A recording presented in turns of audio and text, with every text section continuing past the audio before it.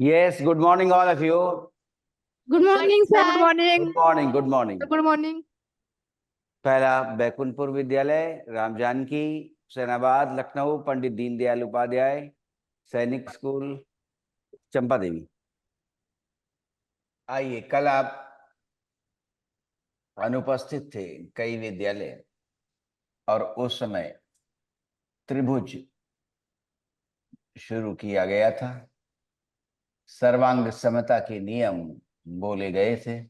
Yes sir. ठीक है, triangles. तो एक ही विचार को लेकर पाठ डेवलप किया गया, सर्वांग समता लक्षणों के रूप में, और फिर आगे इसका एप्लीकेशन। तो एक्सरसाइजेस 1, 2 और 3, 7.1, 2 एंड 3 इसी से हो जाती हैं। सर्वांग समता रिपीट कर रहे हैं। कल क्या हुआ था? कल कई विद्यालय अनुपस्थित थे छुट्टी के कारण।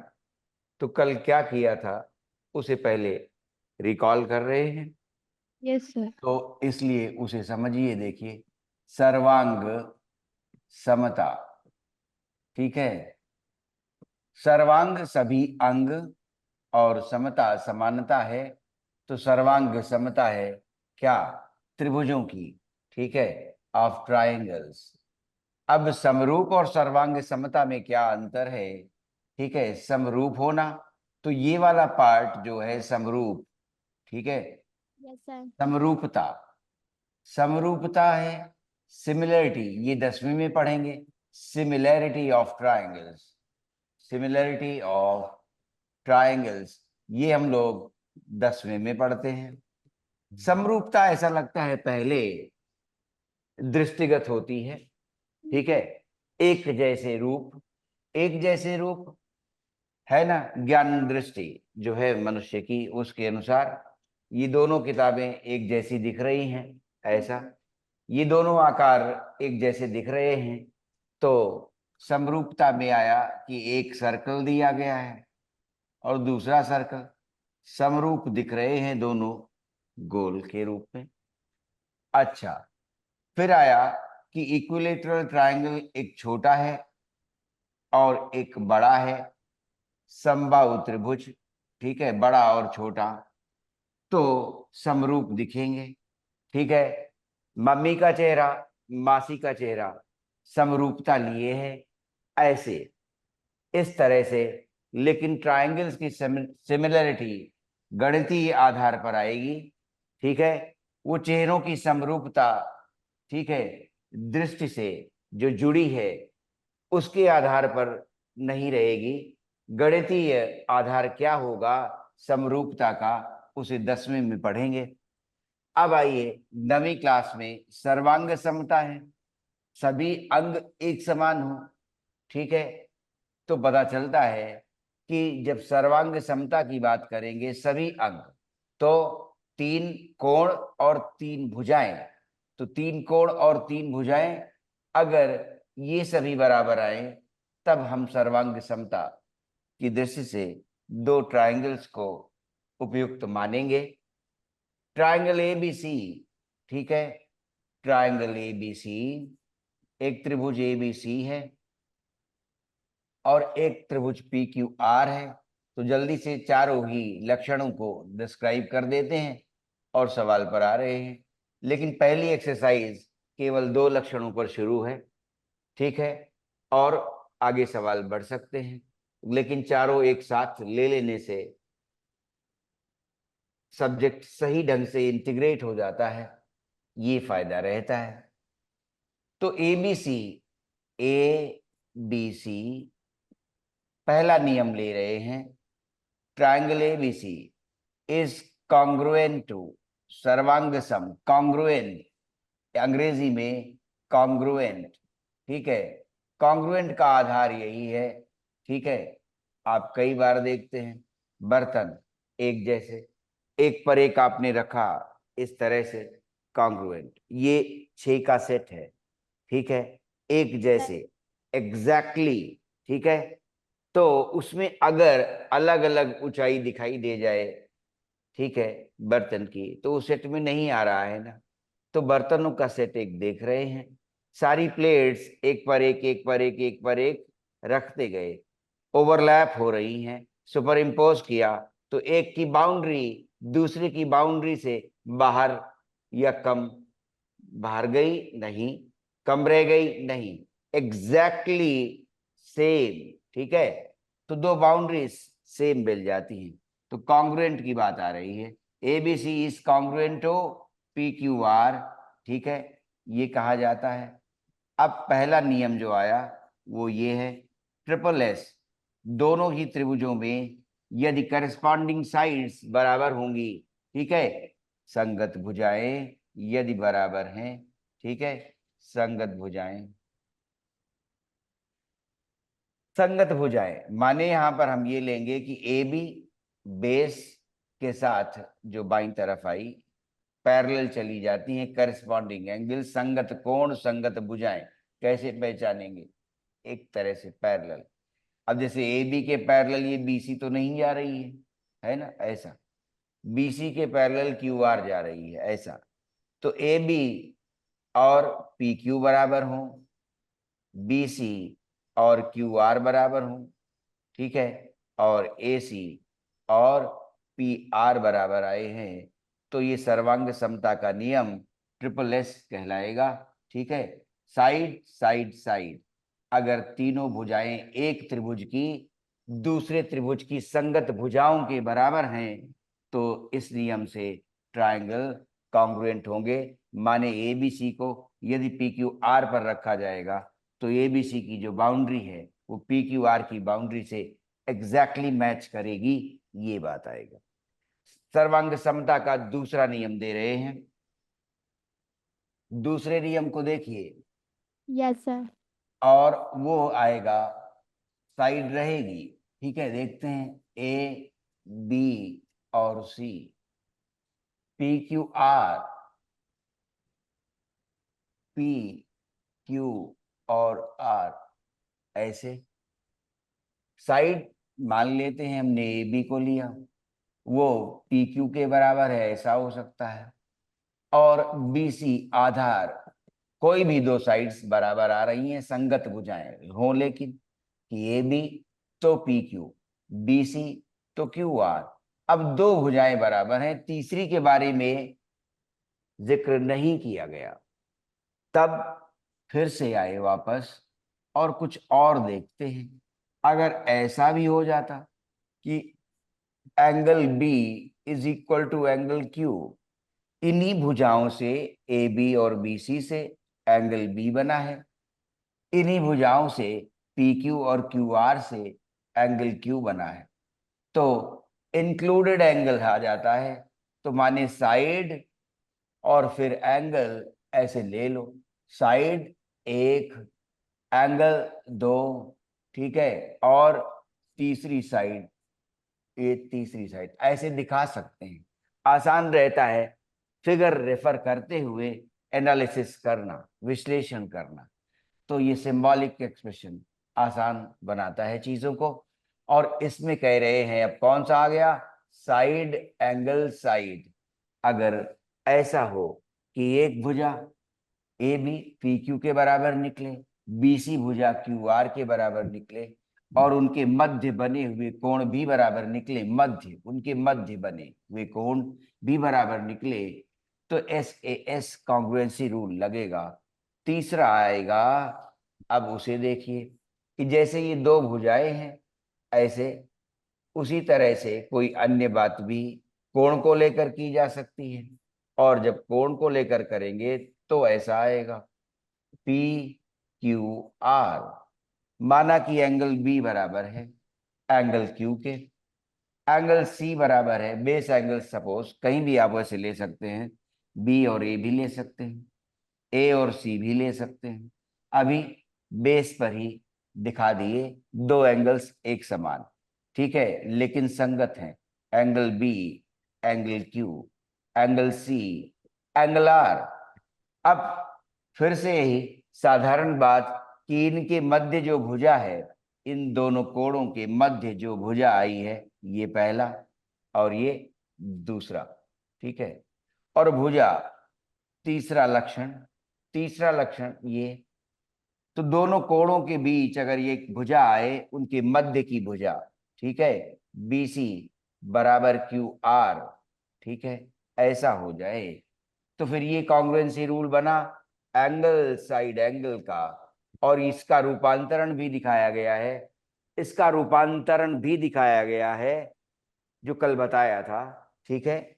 और उनके लिए रिपीट हो रहा है। फिर चौथे पर नियम खत्म होंगे और सवालों का प्रारूप, फॉर्मेट कैसा होगा, उसकी व्याख्या के साथ प्रश्नावली आज शुरू हो जाएगी। ASA, इसका रूपांतरण भी दिखाया था, ठीक है, कि ये एग्जैक्टली दूसरा मतलब भी देता है। क्या? कि मान लें ये एंगल्स की मध्य भुजा ना आई हो, एंगल्स कोणों के मध्य की भुजा ना हो, तो क्या कहेंगे? हाँ, कह सकते हैं।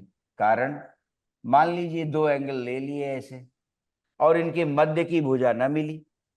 हम कहें कि बी और सी तो हमने लिया, ठीक है, दो एंगल लिए, जैसे कि एंगल बी लिया एंगल क्यू के बराबर, और एंगल सी लिया एंगल आर के बराबर, ठीक है, क्लियर। दो एंगल्स लिए और अब मध्य की भुजा नहीं मिली। तो मध्य की भुजा अगर नहीं मिली, तब क्या हो सकता है? पता ये चलेगा कि आगे जो कॉन्ग्रुएंसी रूल लिखने जा रहे हैं सर्वांग समता का, वो कन्वर्ट हो जाएगा इसी में। तो ये भी दिखा दिया था कल कि दो एंगल्स अगर बराबर है, बी और क्यू बराबर है, सी और आर बराबर है, तो उनका योग भी बराबर होगा। देखो, बी और सी यदि जोड़ दें, angle B plus angle C कितना होगा? दोनों बराबर थे, ठीक है। आर, बी सी क्यू के बराबर है, सी आर के बराबर है, तो दोनों योग बराबर ही तो होंगे। अब दोनों योग जब बराबर होंगे तो बी और सी को और क्यू प्लस आर को क्या लिख सकेंगे? बी और सी जब दो एंगल्स हमने कंसिडर कर लिए, तो ट्रायंगल के तीनों एंगल्स का जोड़ 180 डिग्री। तो 180 में से अगर ए घटा दें तो यही तो बचेगा। बी और सी हमारे पास हैं, ठीक है। तो हम बी और सी को कैसे लिख सकते हैं? देखो, तुम्हें पहले से पता है ए प्लस बी प्लस सी 180 था, तो आप आसानी से लिख सकते हैं कि बी प्लस सी क्या हुआ? 180 डिग्री माइनस ए। तो क्या हुआ? 180 डिग्री माइनस ए। उसी तरह से right hand side for Q R, sum of Q R, ठीक है, क्या हुआ? 180 degree minus angle P, 180 degree minus angle P, और 180 दोनों तरफ से हट गया, क्या बचा? Minus angle A is minus angle P. अब माइनस दोनों हट गए तो एंगल ए बराबर एंगल पी आ गया। तो पता ये चला कि यदि दो कोण बराबर हैं, दो त्रिभुजों के लिए संगत कोण, तो तीसरा कोण अपने आप बराबर आ रहा है। एंगल सम प्रॉपर्टी जो ट्रायंगल के लिए है, तीनों एंगल्स का जोड़ 180 होता है। दो बराबर निकल चुके हैं तो उनका योग भी बराबर आएगा। जब योग बराबर आएगा तो 180 चूंकि दोनों ही त्रिभुजों के लिए बराबर है, इसलिए बचा हुआ कोण अपने आप बराबर हो जाता है। ये मैंने आपको दर्शाया है। तो जब बचा हुआ कोण बराबर हो गया कि अगर बी और क्यू थे, सी और आर थे, तो इसका इंप्लीकेशन अपने आप निकलता है, एंगल ए और एंगल पी बराबर आ गए। तो ए और पी बराबर आ गए, ठीक है। तो इसका अर्थ ये निकला कि बी और सी बराबर थे, यदि बी और क्यू बराबर थे, सी और आर बराबर थे, और उसके कारण ए और पी भी बराबर हैं, तो हम आसानी से कह सकते थे कि ए बी, यहां पर ये चीज ला सकते हैं कि भुजा यदि मध्य में ना हो, इसकी जगह पर अगर ऐसा हो तो क्या बात बनेगी? बन जाएगी। देखो, ए बी बराबर मैं लिख देता पी क्यू, ठीक है। अगर मैं ऐसा लिख देता तो पता चलता ए बी और पी क्यू के लिए, चूंकि ए और पी भी तो बराबर है, दो एंगल्स बराबर थे, ऑटोमेटिकली एंगल ए और पी भी बराबर हो गया। तो यदि ये मध्य में भुजा नहीं होती तो पता चलता कि चूंकि ए और पी अपने आप ही स्वयमेव बराबर थे, इसलिए ए बी और पी क्यू भी ए और पी के, ठीक है, बी और क्यू के मध्य आ गई। ए बी ए और बी के मध्य, और फिर उसके बाद पी क्यू पी और क्यू के मध्य हो गई, और ए और पी बराबर हैं, बी और क्यू बराबर हैं। तो फिर एक नियम और आ गया कि दो एंगल्स, ठीक है, दो एंगल्स, और जब दो एंगल्स ट्रायंगल में लेंगे तो वो एडजेसेंट एंगल्स ही बन पाएंगे। आसान बात होगी कि जब तीन ही हैं और उनमें से कोई दो ले लेंगे तो आसन्न कोण, जैसे कि आसन्न कोण एग्जैक्टली नहीं होंगे लेकिन कॉन्जिक्यूटिव तो कह सकते हैं। कोई दो कॉन्जिक्यूटिव एंगल हमने ले लिए, एक के बाद दूसरा, और फिर साइड कोई भी मिल जाएगी, ठीक है, तो बात बन जाएगी। ठीक है, क्लियर हुई बात? तो यहां पर आ गया नया rule, A A S, Yes, sir. दो एंगल्स और एक भुजा, और वो भुजा मध्य में कोणों के हो या ना हो, कोणों से बाहर निकल गई तब भी अपने आप इसी में कन्वर्ट हो जाता है। क्या? वो भुजा दो बराबर कोणों के मध्य आ जाया करती है, क्योंकि तीसरा कोण अपने आप बराबर निकल जाता है। ये तीसरा नियम था। एक नियम और बचा, ठीक है, Yes, sir. तो चौथा। तो ध्यान रहे, जब आपको दो एंगल्स और मध्य की भुजा ना मिले तब भी काम कर जाएगा नियम, क्योंकि वो कन्वर्ट हो जाता है, ठीक है, दो Yes, sir. और मध्य की भुजा में कन्वर्ट हो जाता है। ये वाला किस में कन्वर्ट हुआ? दो कोणों के मध्य यहाँ पर भुजा नहीं है, ये कन्वर्ट हो जा रहा है किसमें? जिसमें कि दोनों भी कोणों के मध्य में भुजा पाई जाती है। ठीक है, Yes, लास्ट, sir.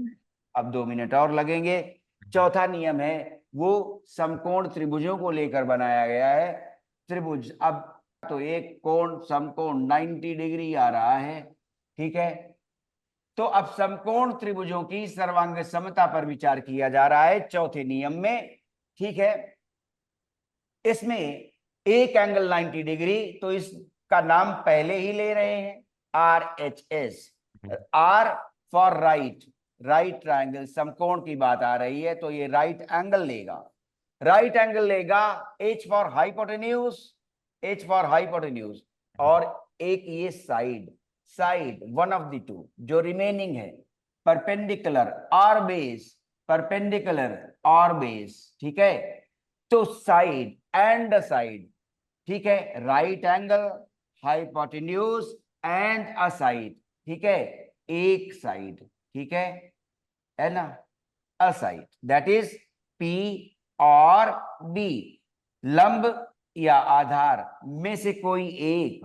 हाइपोटेन्यूज आ चुकी है, 90 डिग्री आ चुका है, तो सर्वांग समता का ये नियम केवल समकोण त्रिभुजों पर लागू हो रहा है।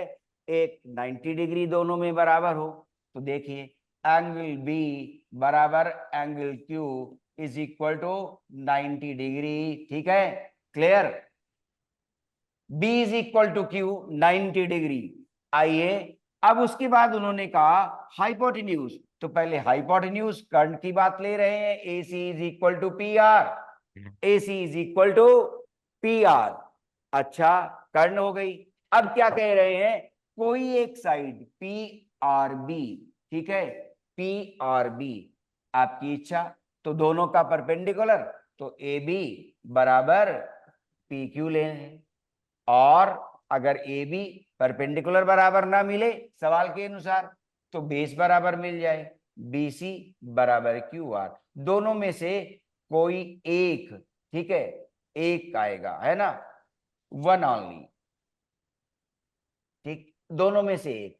तो सर्वांग समता का ये नियम त्रिभुजों में जो समकोण त्रिभुज हैं आर एच एस के नाम से जाना जाएगा, right, hypotenuse and a side, ठीक है, राइट एंगल, हाइपोटेन्यूज कर्ण आ गई, और साइड ये आ गई।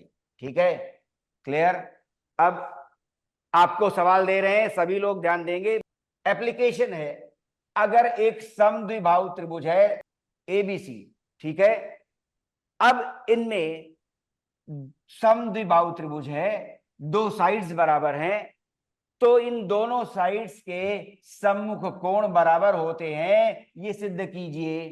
ठीक है, सिद्ध क्या करना है? देखिए, समद्विबाहु त्रिभुज है, ए बी और ए सी बराबर दिए गए हैं। ट्राइंगल एबीसी इज देयर, ठीक है, एबीसी ट्राइंगल दिया गया है, उसमें ए बी बराबर ए सी है। और अब कहना है सिद्ध कीजिए कि एंगल बी बराबर एंगल सी है। एंगल बी बराबर एंगल सी है। सर्वांग समता के जो नियम आपने देखे थे उनमें से एक लगाइए और इसको कहिए कि हम ये दिखा सकेंगे कि एंगल बी और सी सम्मुख कोण बराबर होंगे। जो भुजाएं बराबर हैं उनके सम्मुख कोण बराबर निकलेंगे समद्विबाहु त्रिभुज में।